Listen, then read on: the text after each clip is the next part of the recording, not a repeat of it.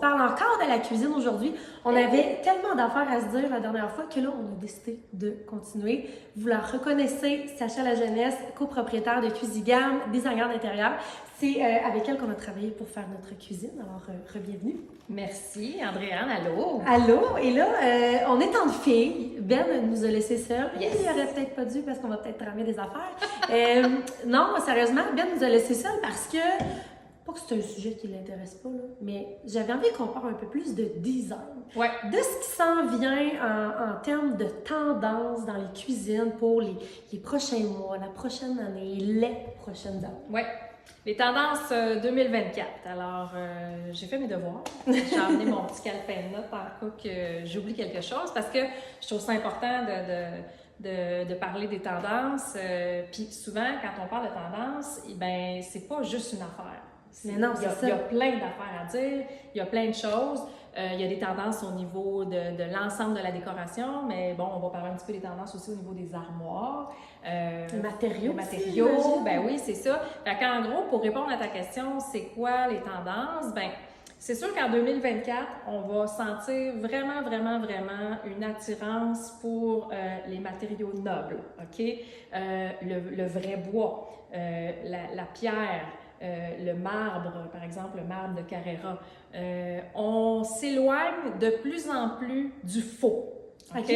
On veut pas de faux. Bon, bien sûr, il y a toujours une question de budget aussi dans tout ça. Fait que même si on est en train de dire que les tendances, c'est le vrai bois, on sait bien que c'est pas tout le monde qui va se mettre des armoires en vrai bois, qui est encore le matériel le plus dispendieux. Ou bon. Mais on va rechercher les imitations bois les plus réussies aussi, parce qu'on se rapproche le plus possible des matières nobles. Donc ça, c'est un des éléments à retenir, une des tendances à retenir. Et il y en a, tu parles d'imitation bois, là. Moi, je me souviens quand on est allé chez Cuisigam dans la salle de montre, tu nous en as montré, puis c'est à s'y méprendre, là. Oui. Tu mets le vrai bois, puis tu mets l'imitation, là. Aujourd'hui, avec la technologie, j'imagine l'avancement, ils réussissent à faire des affaires incroyable. Oui, d'ailleurs, pour mon module, c'était peut-être vers ça qu'on va s'en aller. On s'en parle, ça va être un autre projet. On s'en parle parce que dis-toi que même Miralis, qui est, bon, vous le savez, notre fournisseur officiel, notre fabricant d'armoires, eux autres, ils innovent beaucoup, ils suivent les tendances, ils s'inspirent beaucoup de l'Europe. Et là, ils ont sorti 2 nouvelles collections qui se rapprochent énormément de la nature. Une vraie collection de bois avec du bois d'ingénierie, donc qui est encore plus résistant que les bois standards qu'on est habitué de vendre dans l'industrie de l'armoire. Et aussi le néolaminé, qui est un nouveau procédé avec un effet bois encore vraiment plus réussi. C'est ce qu'on a vu de mieux jusqu'à maintenant dans l'industrie en termes d'imitation bois. Donc, on en reparlera quand on sera rendu à faire ton module. Je veux voir ça. Mais vas-y, tu parlais des matériaux nobles. J'imagine que, bon, quelqu'un qui nous regarde puis qui a une cuisine qui n'a aucun matériau comme tu viens de nommer, mais il y a quand même moyen de rajouter des petites touches. Je sais pas moi, une petite tablette de bois ou des accessoires, ou à la limite, sans tout changer la cuisine au complet. Tu sais, dans le fond, c'est ça. Les tendances, c'est un piège aussi, là, faut ça se part, dire. ça réussit. Oui, c'est ça. Fait que, tu sais, là, on va parler des tendances un petit peu au niveau des armoires de cuisine, mais on peut ressentir une tendance aussi dans les objets de décor. Tu sais, dans le fond, quand on dit que les produits nobles vont revenir, bien, on va sentir le bois, la présence du bois, même dans des objets, des accessoires de décoration. Ça ne sera pas juste dans le mobilier comme tel. Puis oui, c'est sûr qu'on peut essayer de donner ce qu'on appelle un peu le home staging, là, quand on refait pas nécessairement un décor au complet, mais quand on veut rajeunir un peu notre décor, c'est sûr qu'on peut ajouter des petites touches, en s'inspirant des tendances pour être un petit peu plus au goût du jour, même si dans le fond, on n'a pas, par exemple, une cuisine entièrement neuve. Pour continuer dans les tendances, quand on parle d'essences de bois qui vont être très populaires en 2024, le noyer. et le frêne sont deux essences de bois qui vont C'est être un petit très peu plus populaires. foncé, hein? Je pense que le chêne blanc a été Oui. comme très tendance dans les dernières années. Exact. Là, en tout cas, de ce que je vois, c'est plus dans les tons de brun, Oui. tu sais, un petit peu plus foncé. Exactement, tu t'es bien renseigné, c'est ça qui va prendre la place tranquillement au niveau des tendances. Bon, c'est sûr que ici à Trois-Rivières, entre autres, là, j'ai toujours trouvé que, bon, puis c'est normal, là, tu sais, nous, on s'inspire, par exemple, de l'Europe. L'Europe, ça fait déjà un moment que la tendance est là. Parfois, les gens des régions vont s'inspirer un peu plus de ce qui se fait vers Montréal, dans le plus grand centre, puis là, on ressent qu'il y a une demande pour un produit X qui est déjà en train de s'essouffler au niveau de la tendance dans les plus grands centres, mais qui là, ici, on sent un engouement. C'est toujours comme ça. Donc, tout ça pour te dire que même si là, on est en train de dire que les essences de bois foncé vont prendre une plus grande part de marché tranquillement, bien, c'est sûr qu'on commence à voir dans les revues depuis un certain temps, puis dans les publicités sur Instagram, sur Facebook, on en voit beaucoup, comme tu dis, d'essences de bois pâle, puis ça va être là encore pour un certain temps. Je suis convaincue parce que je suis convaincue qu'il y a des gens qui vont être en amour avec ce que les designers et les clients sont en train de présenter sur les différents réseaux sociaux, puis qui vont dire « moi, je veux ça ». Mais la tendance, c'est toujours d'avoir un coup d'avance, en fin de compte, sur la décoration, mais le commun des mortels, des fois, quand ils tombent en amour avec quelque chose, ça fait quand même un certain temps que ça tourne, là. Fait que c'est pour ça que moi, je dis souvent aux clients, parce qu'une des questions qui revient le plus souvent des clients qui rentrent dans notre boutique, c'est quoi la tendance? Non, c'est ça. Mais puis, moi, je dis souvent aux gens, tu sais, oui, la tendance, oui, c'est important. Je vais vous en parler. Je vais vous dire qu'est-ce qui est tendance. Parce que ça, c'est notre rôle en tant que designer d'intérieur de rester à l'affût des tendances, de s'informer pour être capable de répondre à cette question-là. Mais il faut aussi faire attention à la tendance parce qu'il y a des tendances qui vont traverser moins bien le temps que d'autres tendances aussi. Puis ça ne veut pas dire que parce que c'est tendance, que vous allez aimer ça ou que c'est beau. Exactement. Fait qu'il y a ça aussi là, qu'il faut faire attention. Alors oui, la tendance, c'est le fun de le savoir c'est quoi, c'est le fun de s'en inspirer, mais on a le droit de dire qu'on n'aime pas ça en passant à gang. On a vraiment le droit là, de dire qu'on n'aime pas ça parce qu'elles sont pas toutes belles les tendances. Même moi, en tant que designer d'intérieur, il y a des tendances que je trouve affreuses. Oui. Puis tu sais, au final, c'est d'avoir ce qu'on aime. Tu sais, pas qu'on s'en fout là, des tendances, là, mais en fait, oui, j'ai envie de dire, oui, on s'en fout des tendances. Je pense qu'il y a certaines personnes qui ont envie d'être à l'affût des tendances, donc pour ces personnes-là, de savoir ce qui se fait, ce qui s'en vient, c'est bien, mais tu sais, l'important, c'est d'avoir quelque chose qu'on aime, puis tu sais, si tu veux le jaune fluo, ta cuisine, même si c'est pas en mode, si toi, tu la trouves belle, puis t'es bien... Exact. Non, puis t'as raison. Puis d'ailleurs, en lien avec ce que tu dis là, il y a comme une espèce de mood qui est en train de s'installer qui fait qu'on laisse un peu plus aller l'imagination des gens puis qu'on sort un peu des conventions, là, tu sais, par rapport au design puis par rapport au décor. On laisse aller les gens selon leurs envies, tout ça. Ça va devenir un peu en soi une tendance, ça aussi, tranquillement. Il faut que ça nous ressemble. C'est ça, c'est ça, il faut que ça nous ressemble. Évidemment, tout ce qui est choix écologique va être de plus en plus important pour faire attention, tout le monde ensemble collectivement, notre belle planète. C'est important de faire des choix de plus en plus écologiques. Donc ça, c'est sûr que c'est une tendance. Que ce soit dans les choix de matériaux pour nos armoires, nos comptoirs, notre mobilier, nos accessoires de décoration, c'est sûr que c'est une tendance 2024 qui va être très, très forte. Tu parlais de maximaliste aussi. Oui, bien c'est ça. Ça, dans le fond, c'est totalement le contraire du minimaliste. On a vu beaucoup, on a entendu parler beaucoup du minimaliste. Donc, on épure les décors. On veut que ce soit là, parfait, comme dans une boutique de décoration. Tu sais, le minimaliste, c'est vraiment ça. Le maximaliste, c'est le contraire, en fait. C'est que là, on a envie d'exposer tes bibelots. Ça revient, ça, là. Exposer, ben, tu sais, toi, tu triples avec tes tablettes, là, c'est un peu ça, là. On a envie d'exposer nos souvenirs de voyage, des objets qu'on aime carrément. Absolument. Alors, c'est un peu le résumé de cette tendance-là, finalement, qui est un nouveau mot, je dirais, dans notre industrie à nous, les designers, le maximaliste. Là. J'ai l'impression que les tendances vont tout le temps d'un extrême à un autre. Tu sais, on est passé du bois très pâle au bois très foncé. Ouais. On est passé du minimaliste au maximaliste. Tu sais, Ouais. on est passé du très moderne, après ça, au farmhouse. Fait que tu sais, j'ai comme l'impression que pour un peu deviner ce qui s'en vient, il faut comme aller à l'envers de ce qui est en mode présentement. Ben ouais, je comprends ce que tu veux dire un peu aussi. En fait, des fois... C'est une roue. Oui, c'est exactement ça, je le dis souvent, là, c'est une roue qui tourne. Puis nous autres, les designers d'aujourd'hui, on n'a rien inventé, là, tu sais, je veux dire, on s'inspire de différentes choses qu'on a vues dans le passé, puis c'est ça. Il y a des choses qui étaient à mode, tu sais, je vois c'est vraiment drôle, là, puis c'est là que je me sens... ben, vieillir, je dirais, là, honnêtement, parce que je l'ai déjà dit, là, j'ai 47 ans, puis moi, j'adore ça, le design, le beau, l'esthétique, puis j'aime vraiment ça, regarder ce que les designers de l'industrie font. Oui, il y a des designers qui travaillent avec moi chez Cuisigam directement, mais on n'est pas fermé à notre communauté de designers chez Cuisigam parce que au départ, on est une compagnie de rénovation, puis on est une compagnie qui vend des armoires de cuisine et on est ouvert à travailler avec différents designers de la région. Puis on collabore déjà avec différents designers de la région qui viennent chez nous pour offrir à leurs clients l'expérience Cuisigam, le produit Miralis et tout ça.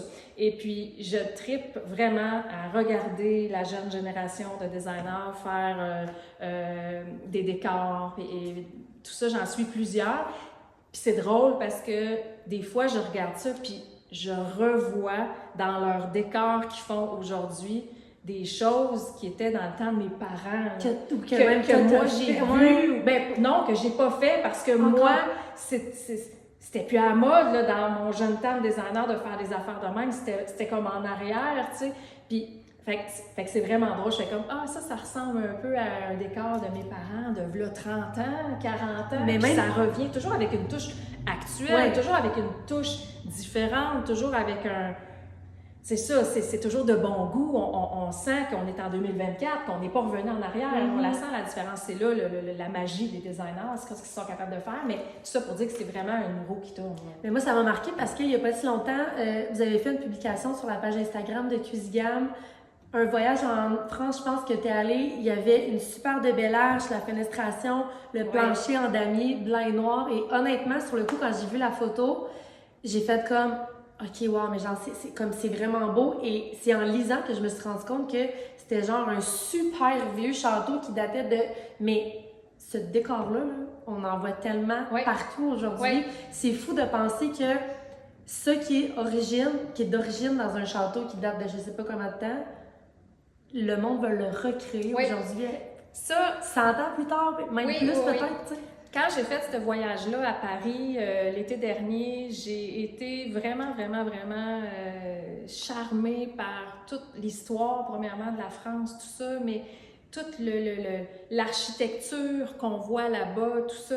Puis ça m'a vraiment replongée dans mes cours d'histoire de l'art puis d'histoire des styles avec les colonnes ioniques, les colonnes corinthiennes, on apprend plein d'affaires, les porte-shakers, tout ça. Puis quand j'ai fait la visite de ce château-là, qui s'appelle le château de Chenonceau, c'est un château qui date de 1513, il faut le dire. Là.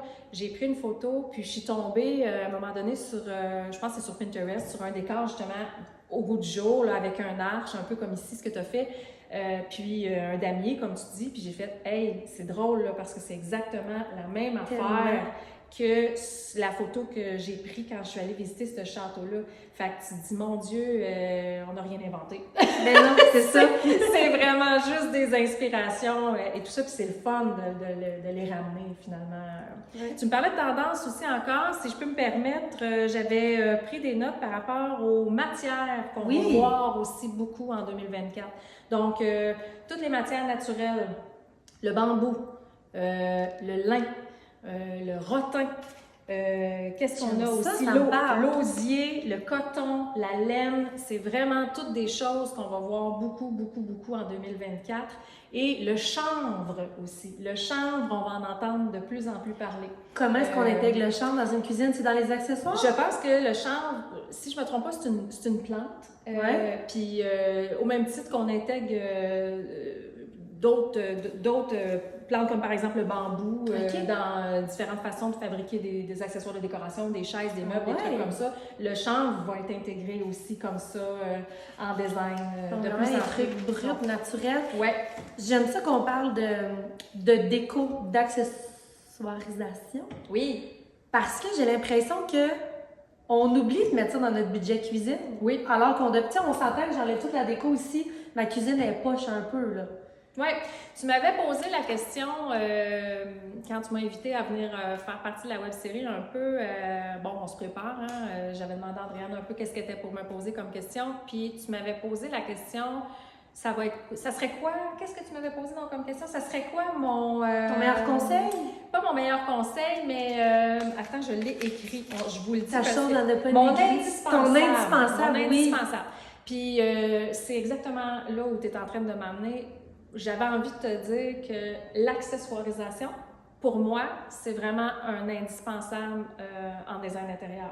Parce que puis l'accessoirisation, ça, c'est la capacité d'ajouter des accessoires de décoration dans un décor pour vraiment mettre la touche finale, pour donner une âme au décor. Là, l'accessoirisation, ça passe par, bon, toi, ce que tu as mis sur tes tablettes dans la cuisine, les objets de décor, tout ça, ça passe par le choix des luminaires que tu as intégrés, ça va passer par les coussins que tu as mis dans ton salon, la petite plante, le pot de fleurs, la toile sur le mur. Les meubles aussi, les comme meubles, tu as absolument raison, les meubles aussi. L'accessoirisation, ça fait toute la différence.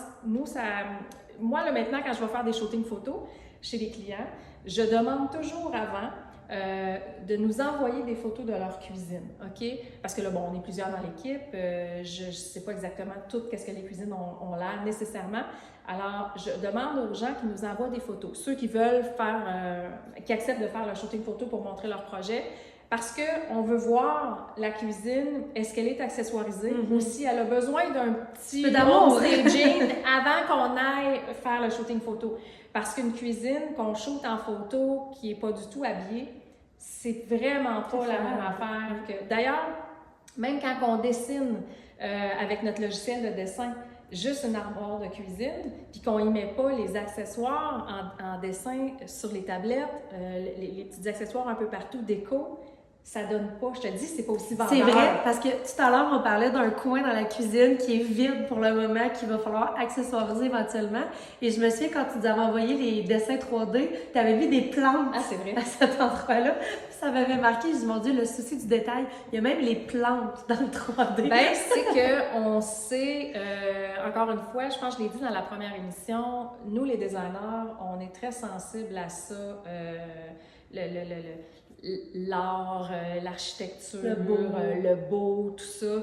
Puis c'est cette sensibilité-là qui nous permet de pouvoir peaufiner les décors comme ça, puis finaliser les décors, puis donner le goût au client, s'imaginer dans sa cuisine, mais ça passe par l'accessoirisation. Parce qu'une cuisine qui est dessinée juste au niveau architecture, mais qui a zéro accessoire dedans, c'est vraiment pas pareil. Puis de là, je pense que c'est important de le dire aux gens. Trop de gens font l'erreur de ne pas se garder de budget pour ça, l'accessoirisation, en se disant « c'est pas grave, je le ferai plus tard ». Oui, plus tard, dans quelques mois, ça va, mais si ça prend 5 ans à le faire parce qu'on n'a vraiment pas le budget pour le faire, bien, c'est une erreur, c'est pas réussi le décor. Il faut avoir les sous pour aller acheter, se promener chez Winners, puis aller magasiner comme tu fais, les coussins, puis les pots de fleurs, puis tout ça, puis en passant, c'est pas donné à tout le monde d'être capable de faire ça et de le faire bien. Il y en a qui ont ce talent-là, tu l'as, c'est super, félicitations en passant, mais il y en a qui l'ont pas, puis c'est correct aussi. Puis ça sert à ça d'engager des designers aussi. Nous, Cuisgamme, on offre ce service-là avec notre designer Marie-Lou, qui se spécialise dans le service de home staging et de shopping. Fait qu'elle, elle va aller magasiner pour vous autres, puis on s'en va toujours magasiner dans des endroits où est-ce qu'on peut garder les factures. Fait que ça, c'est une vraie job, aller magasiner, faire yes, du shopping, tabarouette. Ben oui, c'est une vraie job. Je l'ai dit, c'est un beau métier, les designers d'intérieur. Cherchez-vous du monde par hasard? Hey, t'aimerais ça? Tu le vends dans l'hôtel. Écoute, si jamais tu cherches un job, tu viens m'en voir. Je t'appelle premier. Les filles winners, ils me connaissent par mon nom. C'est ça. Fait que c'est ça, tu sais, il y a des gens qui ont, à la fin d'un projet de rénovation, c'est demandant, ça gruge du jus ou de construction neuve, tu le sais, tu l'as vécu, mais à la fin, il y en a qui ont tout simplement plus de jus, plus d'énergie, qui sont fatigués, qui veulent pas le faire, ou il y en a qui n'ont pas le talent ou le temps pour le faire. Ça l'entend juste pas. C'est ça, il y en a qui n'ont pas le temps, puis c'est correct. Il y a du monde qui sont payés pour ça, puis qui aiment ça le faire. Job de rêve. Job de rêve, mais en fait, c'est ça. Puis ça fait toute la différence. Donc, mon indispensable, l'accessoirisation, parce que le décor, il n'est pas réussi si on n'a pas bien accessoirisé le tout. Bien vrai. Sacha, je t'en avais pas parlé, mais là, j'ai comme envie de te poser plein de questions en rafale. OK. OK? Fait que réponds-moi vite, sans vraiment réfléchir. OK. Ta matière préférée pour faire des armoires? Le phénix. Qu'est-ce que le phénix? Le phénix, ça, c'est... j'ai fait une capsule dernièrement avec Cuisigam là-dessus sur le sujet. Je dis souvent à mes clients que le phénix, c'est vraiment le nec plus ultra des finima de l'industrie. Ça fait partie de la collection haute ingénierie de notre produit Miralis, mais le phénix a plein de particularités au niveau de la résistance au choc, de la résistance aux taches. C'est un produit anti-trace de doigts. Du leur avec des enfants. Oui, très résistant aux rayures, aux égratignures. On a fait une capsule vidéo dernièrement où on graphine volontairement le phénix. Et c'est le principe de la nanotechnologie, ça se répare avec un fer à repasser. Donc, tu iras voir si tu l'as pas vu, cette capsule-là, c'est vraiment intéressant. Alors, écoute, ça fait presque 30 ans que je suis dans l'industrie de l'armoire et ça fait juste depuis que le phénix est sorti que je peux me positionner vraiment et dire c'est quoi mon produit préféré. Ah ouais. Parce qu'avant, encore aujourd'hui, dans le sens que chaque produit a ses particularités, puis tu sais, c'est sûr qu'il y a une question de budget aussi, tout ça. Avec le phénix, on peut pas avoir de OG travaillé, tout ça, donc ça se prête pas à tous les décors, ça dépend de ce qu'on recherche. Mais ce produit-là, étant donné qu'on est de plus en plus à faire des choix écologiques puis des choix durables, c'est un produit qui gagne beaucoup en popularité parce que c'est un produit qui a beaucoup de particularités au niveau de la résistance et tout ça. Mais c'est sûr que ça place ce produit-là dans la gamme des produits dispendieux. Oui, mais c'est ça. Ça, c'est mon produit chouchou. Ma prochaine cuisine. Ta couleur préférée pour une cuisine? Ah, mon Dieu! Hey, là, ça, tu me poses une colle. Écoute, je pense que je suis obligée de te dire blanc. Blanc? Mais pas blanc stérile uni, là. Le blanc qu'on va intégrer avec d'autres couleurs. J'aime beaucoup intégrer la chaleur du bois avec le blanc parce que je trouve que ça amène... De voir le blanc, ça amène une super de belle luminosité. C'est vrai. Puis dans les questions que tu me demandais par rapport aux tendances, en passant, le blanc va être encore très populaire en 2024. Mais pas stérile. Mais comme toi, on l'a harmonisé avec du bois, on l'a harmonisé avec l'effet bois noir. Il y a d'autres couleurs qui vont être tendance aussi, des teintes qui sont plus comme le grège, le vert sauge. Oui, le vert le vert sauge, tendance, ça va être très in. Mais pour les armoires de cuisine, je pense que j'ai encore un petit faible pour le blanc. Je suis encore là. Or, bronze, noir, argent, les poignées, la robinetterie. Ouais. Qu'est-ce qu'on choisit? Ça, là, ça bouge beaucoup là-dedans. Écoute, même qu'on l'a vu. Tu sais, ça a été très à la mode il y a, mon Dieu, 30-40 ans, le doré. À un moment donné, on n'était plus capable de voir ça. C'est bien drôle, là, parce que, petite anecdote, tranche de vie, là, moi, ma mère a toujours trippé sur le or. Tout le temps. Puis quand j'étais plus jeune, là, moi, ma soeur, on l'écœurait avec ça, là, en disant qu'elle, puis son or, puis son laiton. Puis, tu sais, pour nous, là, c'était qu'éterne, tu sais. Puis là, ben aujourd'hui, ma mère, maintenant, j'aime le or parce que c'est revenu, ça a eu le temps de se démoder, puis ça a eu le temps de revenir. Tu sais, tantôt, quand on parlait de la roue qui tourne, puis là, ben aujourd'hui, j'ai une nouvelle cuisine, puis j'ai une nouvelle rénovation, puis j'ai du or. Là, ma mère, elle m'achale avec ça. « Oh, t'as mis du or, finalement! » Tu sais. Fait que ça pour dire que, encore une fois, c'est une roue qui tourne. Là, par rapport à ça, ce qui s'en vient en 2024, là, l'inox, le chrome brossé, l'inox brossé, ça va revenir, là, ça revient. Le chrome, ça, c'est le bain illustré, puis l'inox, c'est comme l'inox, si tu veux. Okay. Ça revient, là, mais pourtant, on dirait qu'on vient juste de sortir de ça, puis que le laiton reprenait un peu ses notes de noblesse. Je le disais tantôt, ça ne veut pas dire que parce que c'est tendance, que les autres tendances de l'année d'avant ou des 2 ans d'avant ne resteront pas. Moi, mon petit doigt me dit que le laiton, le doré, tout ça, c'est là encore pour rester un certain temps. Au niveau des choix de robinet, on a vu beaucoup de blanc aussi, prendre une certaine part de marché, revenir un peu. D'après moi, ça va être une tendance qui va rester moins longtemps. Peut-être le blanc, qui va peut-être passer un petit peu plus vite. Mais présentement, c'est encore un peu ça. La robinetterie noire, en ce qui me concerne, ça reste un classique. Le noir, ça reste un classique. C'est chic, c'est bon, tu sais, fait que... Mais c'est ça, on va revoir une tendance à l'inox puis au chrome brossé s'en venir en 2024. On mixe ou on mixe pas les différents matériaux? On mixe. Oui, on mixe. Moi, je suis une fan de mixer les matériaux, autant dans les concepts d'armoire de cuisine, mais que dans la décoration en général. C'est beau de mixer les différentes textures, les différents finis, les différentes couleurs, les différentes essences. Il faut que ce soit fait avec goût. Mais ouais, on mixe. Les comptoirs, quartz, granit, marbre, laminé, ton chouchou? Je vais t'amener ailleurs encore. Je vais t'amener à la porcelaine. Ah, des comptoirs en porcelaine? C'est pas fragile, ça? Porcelaine, non. C'est un produit qui est quand même très, très résistant. La porcelaine, c'est souvent compressé à plus de 25 000 tonnes. Ils font, dans certains cas, ils vont faire des pistes d'atterrissage avec ça, d'avion. C'est très, très résistant comme produit. C'est sûr que la porcelaine, quand c'est trop mince, s'il y a un choc sur le côté du produit, ça pourrait être fragile. Mais c'est pour ça qu'il faut quand même mettre une certaine épaisseur au comptoir. Donc, on entend dans l'industrie parler de comptoir un demi-pouce d'épais, c'est mince. Il y a certains fournisseurs un petit peu plus frileux à vendre du 1 pouce. Ça, c'est un demi qu'on a. Ça, c'est 3/4 ici que vous avez. On voit beaucoup plus de 3/4 dans la porcelaine. La porcelaine, c'est un produit qui prend une grande part de marché de plus en plus, quoique plus cher.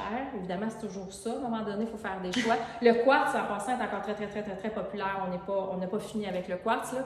Mais la porcelaine, ça révolutionne un petit peu l'industrie de l'armoire parce que c'est vraiment le seul produit qu'on peut mettre un chaudron chaud sans avoir peur qu'il arrive quoi que ce soit.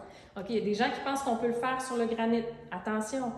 Oui, le granit, il y a une plus grande résistance à la chaleur que d'autres produits. Oui, on peut mettre un chaudron chaud sur le granit. Pendant 100 fois, il n'y arrivera rien.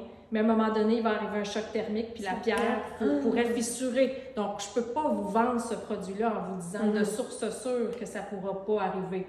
Le quartz, bien, tu le sais, je vous l'ai dit quand vous en avez fait l'achat, c'est un magnifique produit, super facile d'entretien, ça se fait dans plein de couleurs. La seule chose, c'est qu'il ne faut pas déposer un chaudron chaud là-dessus. Il faut toujours prendre l'habitude de mettre un sous-plat, tout ça, parce que ça pourrait faire décolorer la résine et brûler, parce que c'est mélangé avec de la résine, le fameux quartz. Ben prend des notes. Oui. Puis la porcelaine, comme je vous disais, ben c'est ça, c'est très résistant aux rayures, aux égratignures, mais son point le plus fort, c'est ça, qu'on peut déposer un chaudron chaud. Ils font des vidéos, tu iras voir ça sur YouTube, où est-ce qu'ils chauffent les comptoirs à la torche là, pour montrer à quel point c'est résistant. Oui. Donc, il y a des gens maintenant là, qui entendent ces arguments-là puis qui se disent « OK, moi, je veux ça. Je veux pas me stresser quand mes ados vont commencer à papoter quand je suis partie en voyage, à savoir s'ils vont brûler le comptoir. » J'avais pas pensé à ça. T'es pas rendu là, toi, non, c'est ça. J'ai le temps de changer mes comptoirs. C'est ça. Hey, dernière question. Ton truc miracle pour laver des comptoirs et des armoires? Ah oui, c'est vrai. Parce que, tu sais, là, c'est propre, là, mais c'est souvent ça, laver des enfants. Là, il y en a peut-être qui vont me chicaner. Parce que nos fournisseurs de matières solides nous fournissent des feuilles puis nous disent vraiment qu'idéalement, il ne faut pas utiliser un produit abrasif pour nettoyer les comptoirs de matières solides. Donc, de façon générale, c'est vrai. Mais c'est un représentant avec qui je collabore depuis, mon Dieu, une vingtaine d'années, un vieux de la vieille dans l'industrie, avec qui j'avais fait des tests avec lui parce que je n'étais pas sûre de croire à ça, moi, des comptoirs de quartz, que c'était si anti-tache que ça dans les teintes blanches. Ouais. Puis j'aime ça, moi, challenger les représentants qui viennent parce que moi, là, Je peux être une bonne vendeuse, mais il faut que le produit, j'y croie. Ouais. Si j'y crois pas, oubliez ça. Fait que c'est important, puis je veux comprendre c'est quoi le produit, puis je veux savoir ce que je vends. Fait que souvent, je fais des tests avant pour pouvoir, après ça, renforcer mes arguments, puis bon. Fait que j'avais des comptoirs blancs avec lesquels j'avais fait différents tests, du ketchup, du vin, de l'encre de crayon. Pas chez vous, j'espère? Non, sur des échantillons. Sur des échantillons, moi puis des filles, on avait fait ça, puis on avait laissé même certains échantillons mariner dans leurs affaires longtemps. Là, je parle de comptoirs qui sont plutôt pâles comme le tien, OK? Puis, j'avais dit au représentant, qu'est-ce qui arrive quand il arrive vraiment un accident? Puis, il m'avait donné vraiment un truc, parce que, juste parenthèse, là, avant ça, j'avais une cliente à un moment donné qui était arrivée en pleurs parce qu'elle avait eu un baptême, le baptême de son fils. Puis, tu sais, là, les espèces de petits pesées pour les ballons là, qui sont recouverts souvent d'une espèce de papier d'aluminium coloré. Il y en a du bleu, du jaune, du rouge, tout ça. Ouais. Elle avait lavé son comptoir sans l'essuyer. Puis, elle avait déposé sa ballonne, sa pesée de ballon, puis ça avait tout déteint. Fait qu'elle avait un gros cercle, gros de même de bleu déteint sur son comptoir à capoter sa vie. Cauchemar. Sa cuisine était flambant neuve. Puis moi, je voulais pouvoir accompagner les clients là-dedans quand ça leur arrivait des choses comme ça, parce que mes représentants m'avaient dit que c'était anti-tache. Alors, c'est de là que est venu ce truc-là.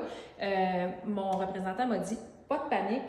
Premièrement, ce qu'il faut savoir, c'est que le quartz, la façon que c'est fabriqué, ce n'est pas des micro-fissures comme dans du granit, que s'il y a une tache qui pénètre dans le comptoir, on saura plus, on ne sait pas où ce qu'elle s'en va, puis il y a fort à parier qu'elle va aller loin et qu'on ne sera pas capable d'aller chercher la tache. Du quartz, c'est comme toutes des petites micro-alvéoles. Fait que c'est toutes des espèces de petites cavités rondes, mais ça ne va pas très loin. Fait que normalement, si on prend un produit, en fait, le produit qu'il m'avait recommandé de prendre, c'est le fameux Vim avec la crème. Tu sais, la bouteille jaune avec le bouchon vert. Oui, c'est ça. Fait que là, il faut faire attention là, à ce que je dis là. Il faut y aller vraiment doucement, puis c'est vraiment en dernier recours. Là, quand vous avez tout essayé puis qu'il n'y a plus rien qui marche, mais avant de dire que vous allez jeter votre comptoir au vidange, là, je pense qu'on... Ben oui, c'est ça. Là, ce qu'il faut faire, c'est mettre un peu de Vim sur notre doigt, puis mettre de la crème, en tout cas, on peut en mettre généreusement, là, mettre la crème sur la tache, puis laisser ça là, puis laisser agir, OK? On laisse agir le produit. Après ça, vous allez prendre une petite éponge qui s'appelle, tu sais, les éponges, le Scotch Brite, mais important, celles qui sont écrites dessus, anti-égratignure. Parce que sinon, on va tout comme graffiner. Parce que là, c'est pas ça qu'on veut faire, graffiner le comptoir. Et là, on va mouiller cette éponge-là, puis on va frotter doucement, tranquillement, puis je vous le dis, là, la tache, ça va partir. Moi, chez moi, j'ai vécu plein d'expériences comme ça depuis que j'ai mon comptoir de quartz, parce que moi aussi, il est dans les mêmes tons que toi, puis ça marche. Sérieusement, ça marche. Oui. Même que, admettons là, que, je sais pas si ça t'est arrivé déjà, toi, sur les arêtes de l'évier ici, là. Oui, tu sais, sans faire exprès, on cogne une poêlonne ou on l'accote la poêlonne en la lavant ou on la frotte un peu. Moi, ça m'est arrivé là, sur les arêtes, que ça vienne noir, puis je prends juste ma guenille ordinaire, puis mon produit ordinaire, ça part pas. Ma boucle de ceinture a fait des marques sur mon comptoir, puis quand j'ai vu ça, je sais pas si c'est la mienne ou celle de mon chum, mais là, j'étais en panique totale. J'ai essayé le produit, ça fonctionne. Ça fonctionne vraiment, je vous le dis, là. Fait que ça, c'est mon truc ultime pour faire partir les tâches. Je veux pas avoir à l'essayer. Mais je t'ai dit, si tu vas finir par avoir à que je l'essaye, au moins, ça devrait marcher. Oui, pense à ça. Oui. Hey, Stacha, merci beaucoup. C'était vraiment le fun. Merci d'être venue dans notre cuisine pour parler de plein d'affaires. Puis bon, on se revoit bientôt parce qu'on a d'autres beaux projets qui s'en viennent. Tu m'as bien titillé là, avec ton bois. Là. On a un mudroom à faire. Fait que, ça m'a fait bien plaisir. Ben oui, on se reparle. Bientôt. Bye tout le monde. Merci, bye.